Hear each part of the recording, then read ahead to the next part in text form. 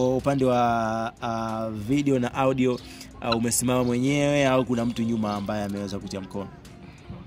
Wazazi wangu. So wazazi ndio wamekuwa mameneja huo? Yes. Meneja mkubwa ni mama au baba? Afu mama. Kwa mama pia anasikiza hip hop sana na anapenda sana. Kwa maza pia anasikiza hip hop.